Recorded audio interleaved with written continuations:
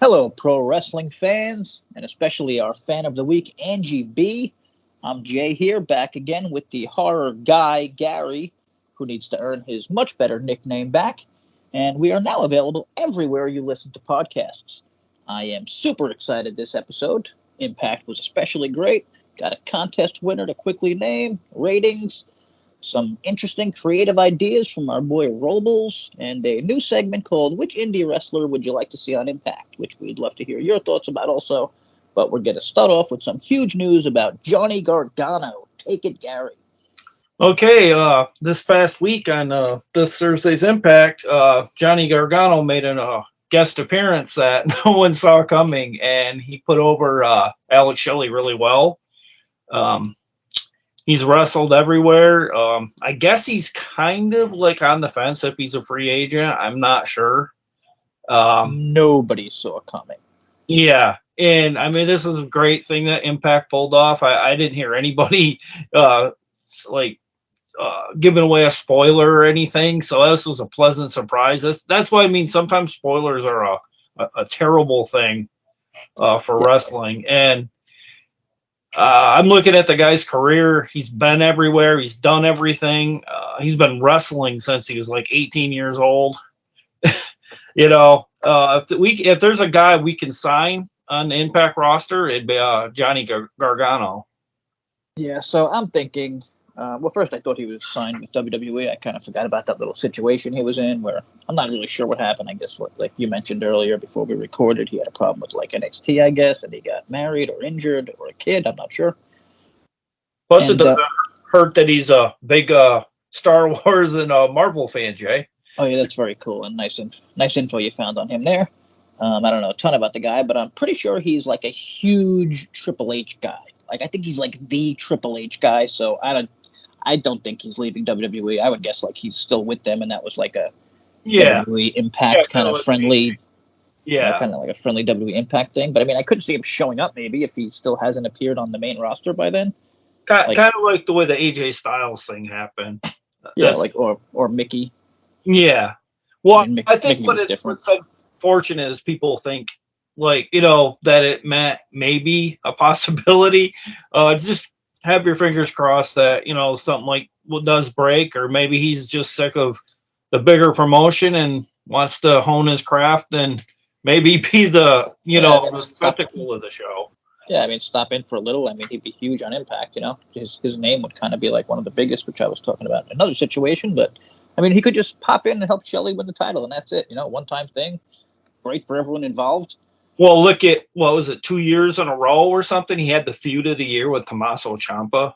Oh yeah, yeah, people love that stuff. So I saw I some mean, of if he could pull that off with Josh Alexander, Oh yeah, we can I mean, have match of the year candidates. yeah. I'm not gonna lie, I'm not a huge fan because like I'm more of a character guy. But in terms of wrestling, I'm pretty sure he's like one of the best. And okay, gotta move on. We got a lot to catch up to. So the winner of our latest contest created an account on YouTube just for the contest and didn't want their name out there, which is totally understandable because of today's internet is filled with just terrible, terrible people. You know what doxing is, Gary? I literally just found out that word yesterday. What? Have you ever heard of the word doxing? Doxing? See, see, No, this is how old we are. We don't even know like words that are like I don't know. huge. I thought you were saying dachshund, like as in the dog. I thought that's what you were Well, talking. well, no, it's like whatever. The whole, you can look it up after, but it's like a different way to like mess with people on the internet and whatever. The internet's a scary place, so I mean, obviously, I mean, it's someone that follows us on YouTube. I mean, if you feel like you give a shit that much, you can check that up. I'll just say I'm very happy with my choice after I spoke because it's a family and not some stupid rich asshole or somebody wanting just some bullshit. So thanks to everyone who played. I noticed there was a few people who were smart enough to like my tweets and retweets, and I will remember that for next time if you're still following. All right, so we got ratings for this week's show. Viewership was down a bit, and the all-important demo stayed the same, which, is the all-important thing. So, good news, When no? I, yeah, it definitely is. But I'm really shocked though that our ratings were that low with a Kushida on the docket. I mean, and we plugged it for the week, so I don't know if it was a busy night for TV. I have no idea. Well, Big Brother was on, and I forget what else, but Yeah. I don't think, Kushida is like a draw, personally. I think New Japan guys are kind of like, I think there's kind of like a New Japan bubble when it comes to wrestling fans, where like a lot of people think these guys are huge draws, but then they come to America and they're kind of unknown because like even I don't really know Kushida much. Like I need to know like more of his story. Jay White never really pulled nothing huge here either. Yeah, I mean, I think it's similar. Yeah, I think it's a similar thing. But okay, now let's get to our next thing because we don't want to get jumbled down. We've got a lot to do before we get to the Impact review. Our new segment called "Which Indie Wrestler Would We and You, or who would you like to see on Impact? Which independent wrestler?" I don't got a name for it. We don't have one. Maybe you can let us know. So I was going to pick one, but my man Joe Tassone, who is a great dude, an Impact fan, replied already with Big Trouble, Ben Bishop, and Vita Von Star. So I'm going to steal those. I'm not going to lie. I used to be a crazy indie fan, but I took a break for like a year, so I haven't seen Vita Von Star yet. And I did see 2 of Ben's matches from AEW Dark just because he replied to one of these tweets, and I thought that was cool. So, I think he's got a good look, cool nickname. It's hard to see, from Dark when you're kind of in the, I don't like the word jobber, enhancement talent situation that he was in. But you can all check those matches out on YouTube. And I did not see Vita yet. She's the current Capital Champion Women's Wrestling, Capital Championship Women's Wrestling Champion, and recently lost a match against the incredible Mercedes Martinez. So I'd like to check that one out. And what do you got, Gary? Anyone? I got a couple. I don't know if you all out there have heard of Danny Limelight Rivera. He got his start in championship wrestling from Hollywood. At least that's where I found him. He's really talented. He'd make a perfect partner with, say, someone such as Santana that was recently mentioned that he's kind of disgruntled up down south. He'd make a good LAX makeshift tag team, if you will. He has the Latino background, and it would Conan has worked with him, and I think he currently works with him in MLW right now. I think they're like team, is it 5150 or something like that? Gotcha. And then we got AR Fox as another one. I think he's been going under the radar for a long time, and he wrestled in Lucha Underground. I've seen him in 2CW Indie Company in my area, and he looks really perfect for the X division. And I think we need to get the depth in Impact. We need to get it going, because I feel like it's a little thin, even kind of like the heavyweights a little bit.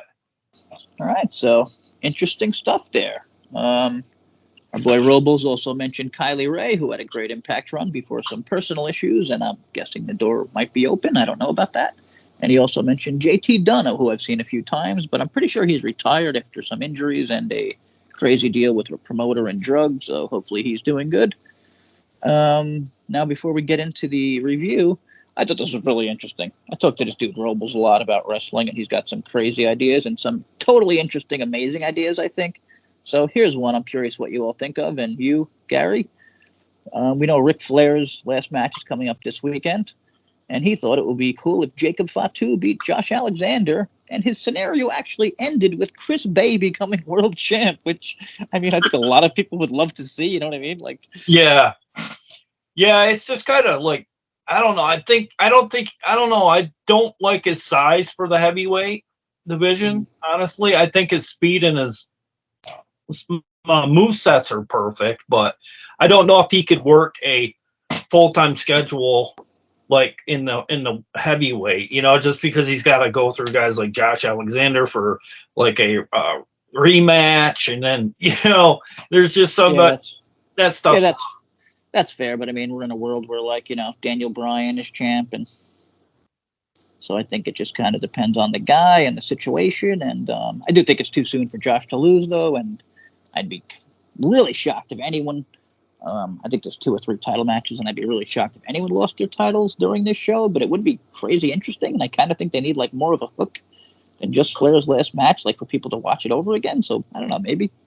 Yeah, they're probably gonna try and pull out all the stops here and there just to make it so special for the Ric Flair final match.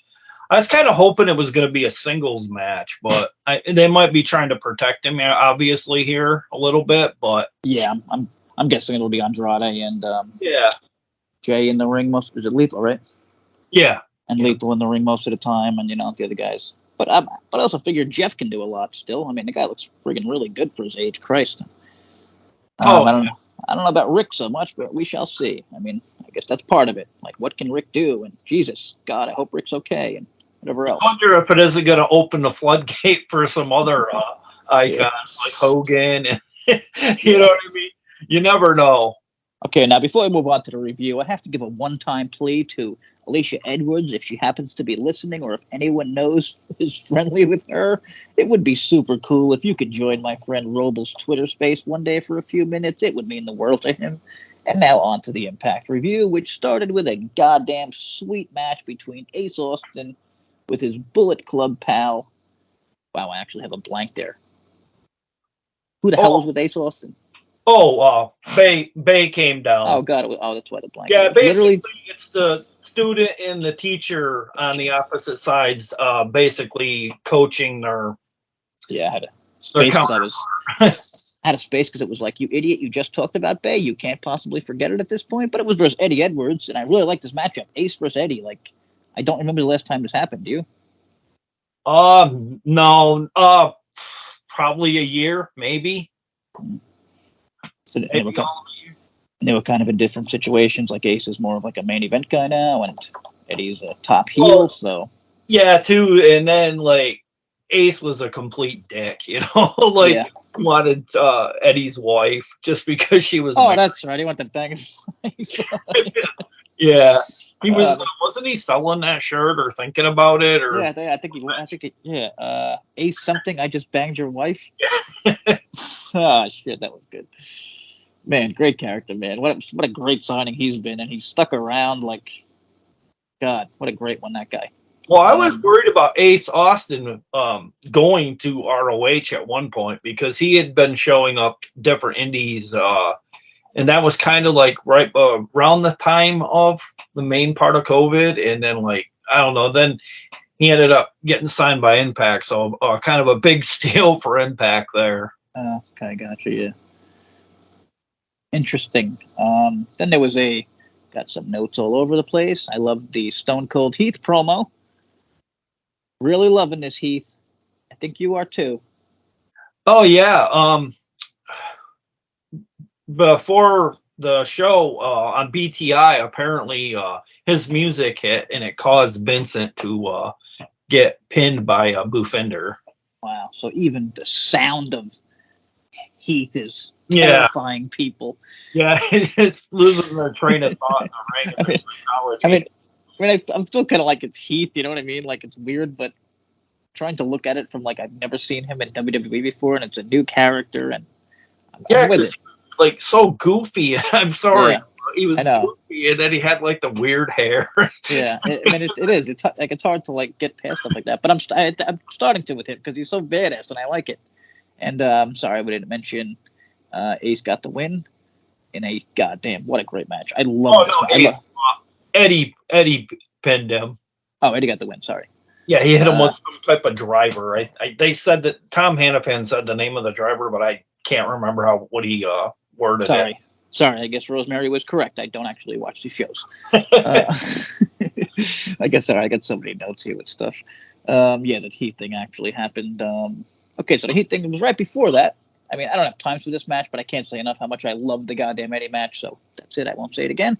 They had a bunch of backstage and things in a row before they got to the Trey Miguel and Laredo Kid versus Swinger Dice match, which, no offense, but seems incredibly one-sided just looking at those names, no? Yeah. It's hilarious too. I don't know if you ever noticed, but when Zicky Dice comes down to the ring, Swinger has that cart, right? Yeah. It's a reference to WrestleMania 3. The very cart. The WrestleMania cart. Ring that had that rope for like Andre the Giant and Bobby Heenan, and that it's just like a miniature. It's like he's living back in the year WrestleMania 3 was out. Wow, that's great. I never caught that. Damn. Yeah, I caught that instantly. I've seen that before. I go, that image of Andre and Heenan just sticks in my mind all to this day. Damn, Swinger is working on all kinds of levels. Jeez. I love that. That was one of my favorite WrestleMania entrances. Demolition references too. I miss everything. I miss all references in wrestling. They were wearing this like BDS and uh, stuff over their. Oh, okay. Oh, I didn't get a demolition. Oh God. Demolition. Jesus, man. All right. All right. I'm sorry. Swinger's too good for me, I guess. He's doing things that are just beyond me, and I got to pay more attention. But, I mean, him and just like, talk about great characters, those two, against just great wrestlers. I mean, maybe that's why they did it. Kind of like a funny, like, let's put our two best characters, you know what I mean, that aren't really the best wrestlers against possibly two of our best wrestlers with Trey and Laredo. It's so random too, but I loved it at the same time because it's the kind of comedy that's fine if you, do it in short instance. Yeah. This is the way you do it here. I mean, I'm not big on comedy in wrestling. I'm not gonna lie, but I'm fine as long as Swinger and Dice are a part of it. But like if you had something like Grado or yeah.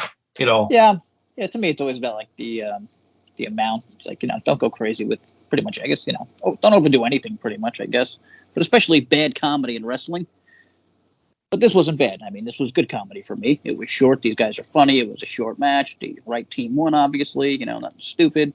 And it's, they got to win. I guess not much going on. At least Laredo gets a win for a change instead of. Yeah, I'm thinking maybe, like, what are they building?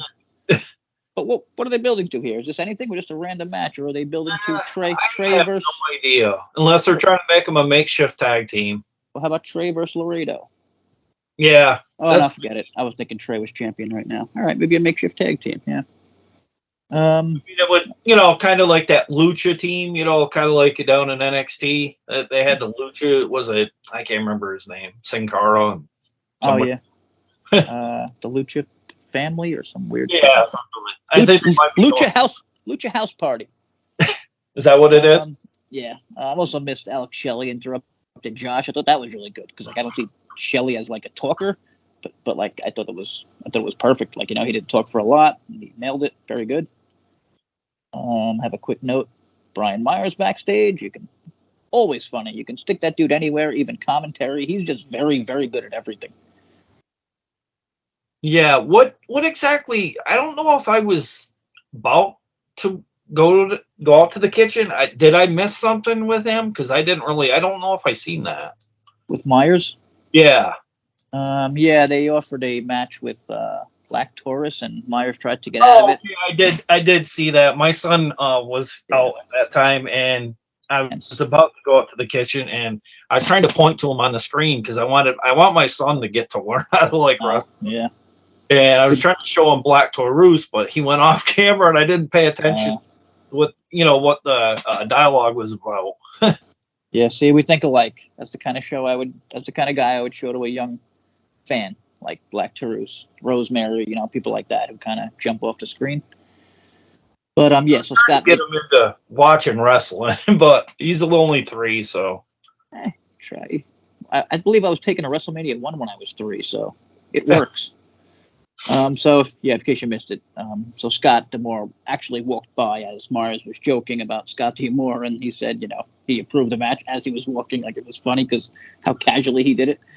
And next up, Jada Stone versus Tiffany Nieves. And I'm pretty sure. Oh, you got those names. Well, no, thankfully, 411 Mania. Yeah, I don't know. I like the one that was wearing the more colorful of the two. I think it was Stone. I noticed Tiffany because I don't know, I just caught her name during the show, luckily. Yeah. And then thanks to 411, I got Jada Stone, and this was a pretty quick match. Tiffany got the win. I'm pretty sure they're both OVW talents. Yeah, that's what they had mentioned, yeah.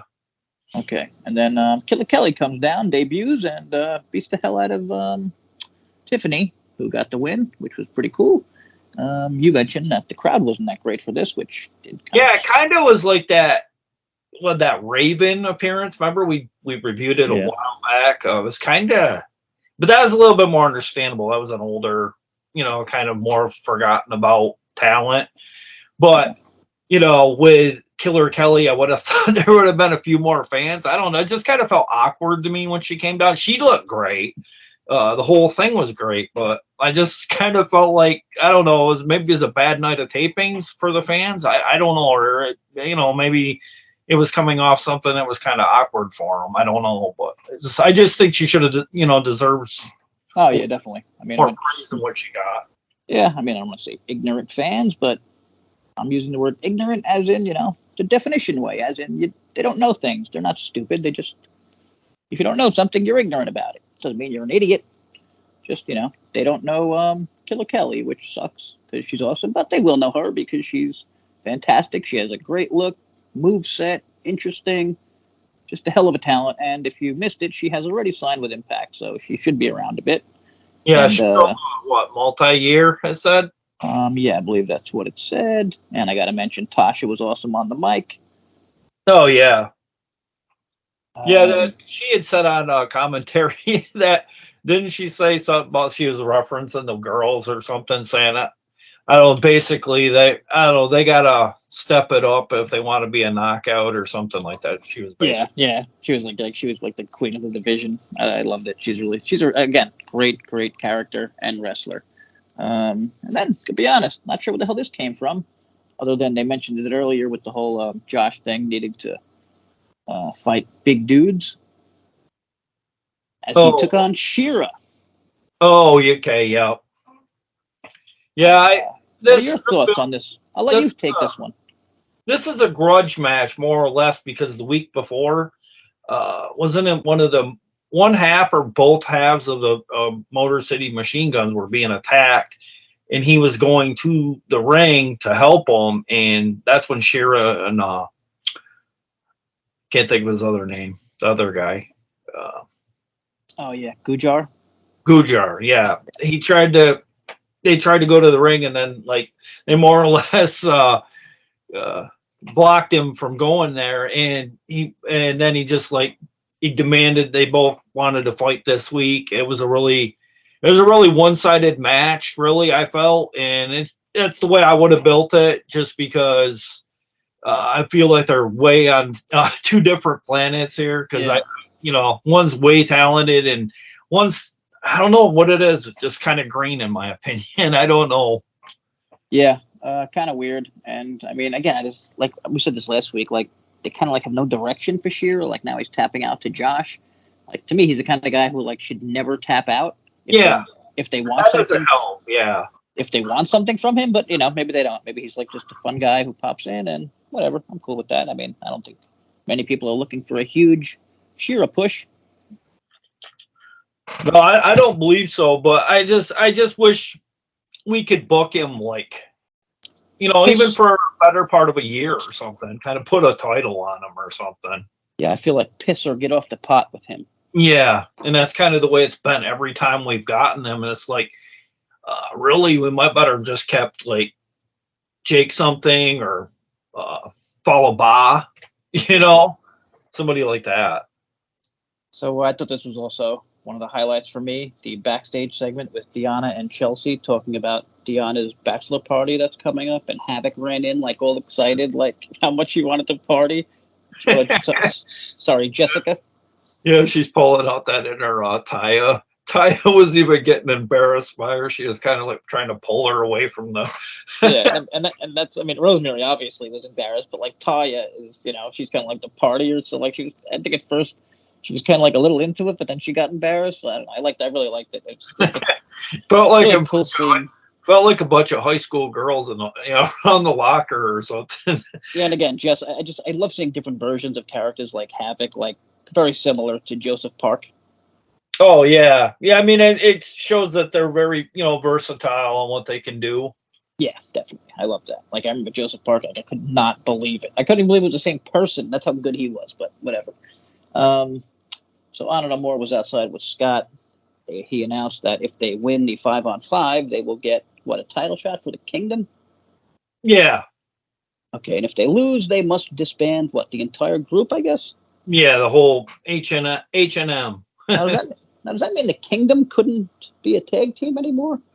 That I don't know, because I mean I don't know. I wouldn't. It probably have a lot to do with what goes on behind closed doors with contracts. This is what I'll just say. Yeah, who sticks around and who Evil Tony takes? Yeah, who he wants to throw the dart at on the dartboard. Yeah, we shall find out. But how about this main event with Rich Swann and Kushida? Jesus, I always forget how good, incredible Rich Swann is. I mean, the guy was world champ a year ago. He lost to Kenny Omega, right? Like literally the greatest wrestler in the universe.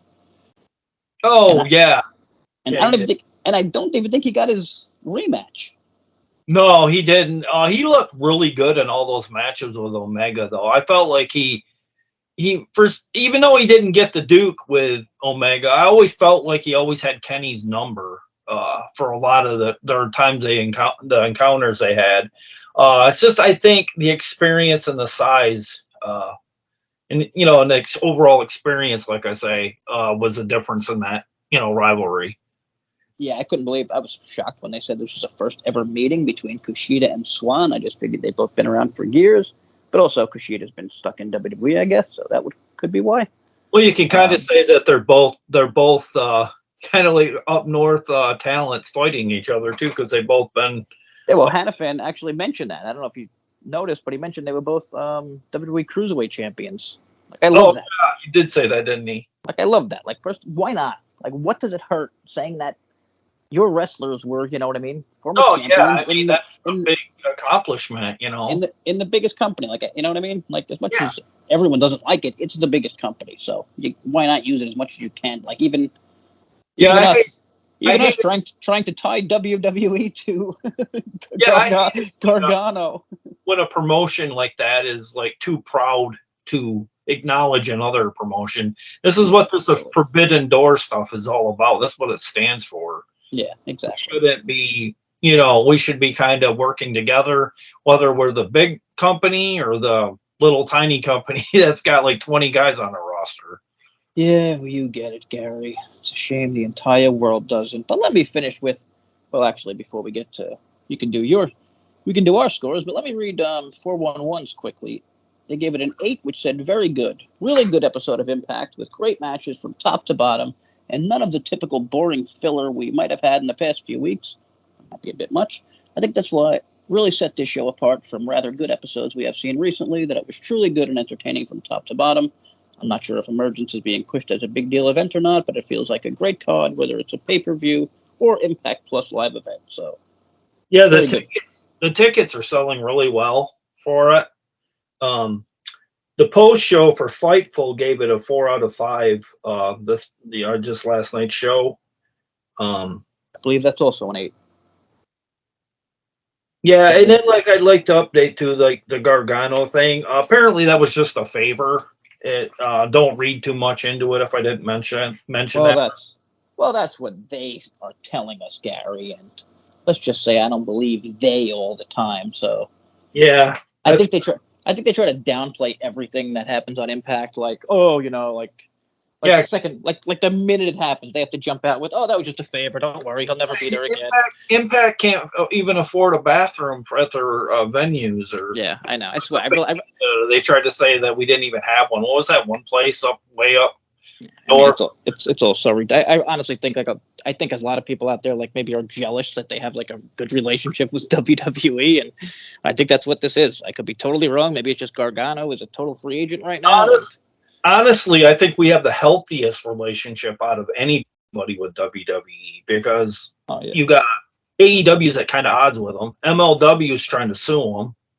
There's no more ROH in my eyes, and it just really pretty much leaves Impact and maybe GCW. And like you said, you don't even know what's going on with that promotion because of the COVID yeah, stuff that or place is. whatever. Yeah, I stopped following them just because of all the nasty shit I read was going on there. So I don't really count them as anything. But yeah, I agree with the rest, and I'm really excited for Emergence. They got some, like they just said on 411, they got a goddamn good card. Yeah. Um, We got 2 more weeks left in this set of tapings in Kentucky, and then we hit Chicago, Chi-Town, as they say, and it's in the Cicero Stadium. So that's where MLW's run in the past. I think they got nice, 2,100 fans there. That's the most they've ever gotten. nice. All right, so I just pulled it up fast for everyone. Josh Alexander versus Alex Shelley for the world title. Jordan Grace versus Mia Yim for the knockouts. Rosemary and Taya versus Chelsea and Diana for the knockouts tag. Bandito versus Horace in a totally random but likely awesome match. And then the Bullet Club Honor No More match. So we got 5 down, probably like 2 or 3 more to come. Yeah, that's a really damn good card. That could be a Slammiversary card, really. Yeah, yeah, pretty much. All it's missing for like a huge card for me would be like an Ultimate X, but I don't think they'll do that Yeah, here. but I'm I mean, guessing that, it will we still be got like what, 2 more weeks. They'll probably announce. who will Speedball be facing here? Has he been? They got anything set up for him? I don't know. Last time we seen him, he was what defending it against, was it Angels or Angles? Oh, that's right. Yeah, so he's not really in a. They said this was a problem with Speedball, that they were going to be kind of taking him off the set of tapings because creative's got big plans for him. So I don't know if they're going to just start booking him like some of the best talent. Like Okay, I know on the indie scene he faced Moxley at Pro Wrestling Revolver. that's sick. Moxley put him over big time. Yeah, he's like one of the biggest names on like one of the people that can do indies right now. I mean, if that says a lot, if Moxley's putting him over, because that's supposed to be the top of the pecking order. Well, to be fair, he's one of those guys I heard about for like years, but I don't know, like he was like locked up or something, or not locked up away, but he was like stuck in Canada or something. I forget. Yeah, visa issues and whatnot. Yeah, like for years he had visa issues or something, and I just thought it was like insane that like the guy couldn't get out of Canada, and I felt so bad, whatever it was that he got here, and it's like holy shit, he's so much better than everyone said he would be. Well, it's hard to get in between countries like that because one time my uncle and I went to something up in Canada, and we couldn't get in for a while because my cousin had a conviction. So, wow. I mean, we were all the way up at the border and turned away. Damn, convicted cousin. All right, you're already getting that Horror King name back slowly. All right, I think that's about it for this week, unless you want to throw a quick grade in. Oh yeah, I always go a few notches higher. I'd probably give this about an 8.3 or 8.4. It felt very Attitude Era like. I thought a lot of things with Scott D'Amore backstage, just laying down the gauntlet, saying this is going to happen. It was like all this chaos, and then we had Honor No More tearing the wiring out of the production truck. We had Killer Kelly taking out the entire Knockout division. It just seems like it's a lot of chaos. And then you got Havoc, who's more or less going ape shit, with their different characters throughout the night. And, I mean, Killer Kelly debuting, the friggin' Gargano, Kushida, like they got a lot going on, and I wish they would friggin', I wish more people. Again, I just wish more people would be watching. I honestly think they are testing the waters for something to do with an Attitude era thing, because somebody was making a comment about, have you noticed the blue pill commercials they've been airing? Oh no. I think something with arousal or whatever.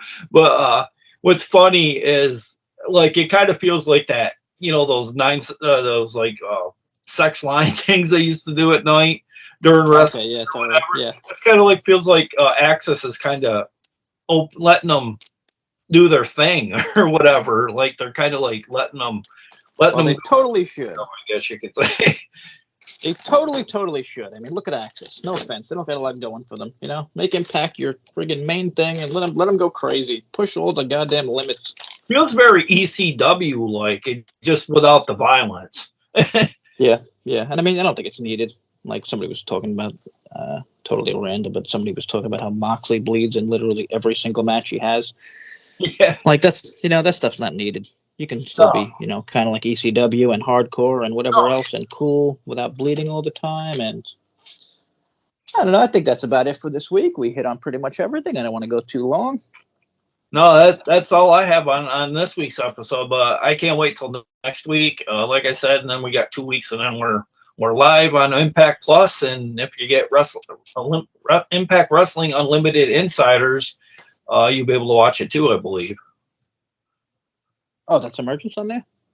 Yeah, I believe you can. I'm pretty sure you can watch it on there. I think you can watch pay-per-views on there.